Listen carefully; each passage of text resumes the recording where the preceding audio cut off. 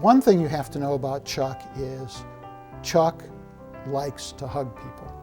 Chuck hugs everybody in every situation.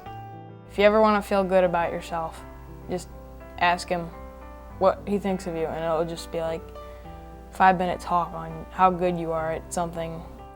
One of the things that is true about my dad is he's a total optimist, and his enthusiasm is infectious.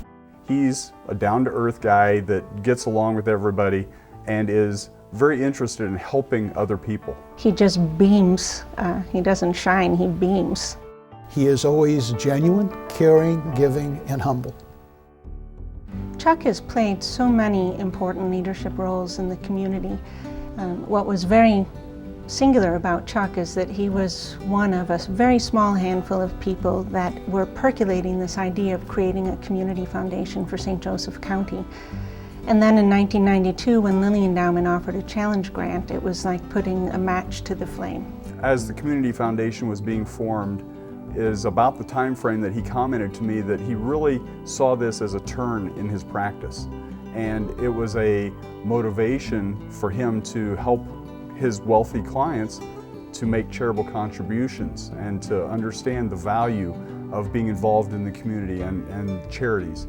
And so I think Chuck's motivation ultimately is he wants to look for a way, the best way for him personally, to help other people. And he discovered that he could do that through his clients.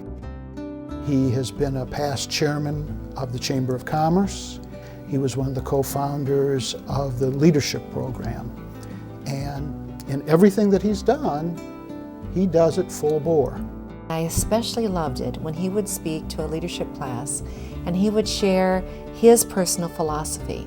And it was a life philosophy of priorities, beginning number 1 with God, second was family, third was himself and his dedication to morning yoga and regular exercise in his life, fourth was work, and fifth was the community. And he really lived by that. When I think about my dad, I also think about my mom. Early on in my childhood, I remember sitting at the top of the stairs listening to my parents work with engaged couples who were in our living room and prepare them for marriage. And it was 2 or 3 evenings that they would meet with them about a week apart. And I think that the pre-CANA, the pre-marriage preparation program, is part of teaching. His whole bent toward teaching and mentoring is just, it goes throughout his life. As a child, I certainly experienced that, as well as my brothers and sisters experienced Dad's desire to teach us. Sometimes we wanted to hear it, sometimes we didn't want to hear it, but we always heard it.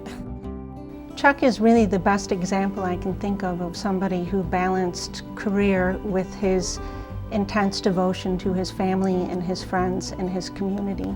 He seems serene and energetic and enthusiastic whenever you meet him.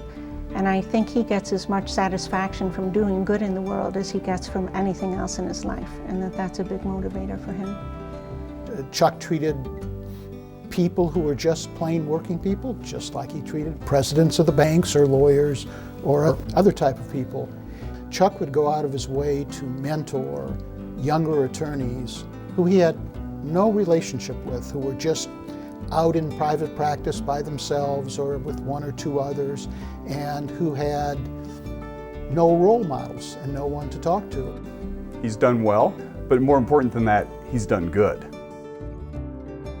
Well, I think I know something about Chuck that other people may not know. I've been watching him for almost 14 years now, and I have come to the conclusion that he is single-handedly responsible for more standing ovations than the rest of the entire community put together. I've watched him. He is the first man up, and the rest of us follow and participate in this great round of applause. And so it occurs to me that tonight is a time when Chuck cannot lead the standing ovation. And I just want to say we won't let you down, Chuck. And Chuck, I want you to, in your retirement, keep doing what you're doing. Keep focusing on the family. Keep focusing on what's important to you. Chuck, I'd like you to know how grateful I am to have you as both a friend and a law partner.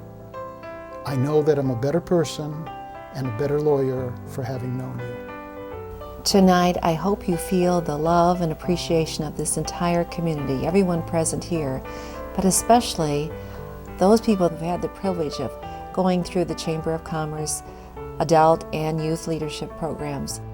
Chuck, thanks for all you've done for this community, and I look forward to working with you in the many years ahead. Dad, just thanks for everything, for being a teacher and a mentor. I love you so much. And thanks for being a wonderful grandfather too, to these 3 children who think you're really pretty silly and fun.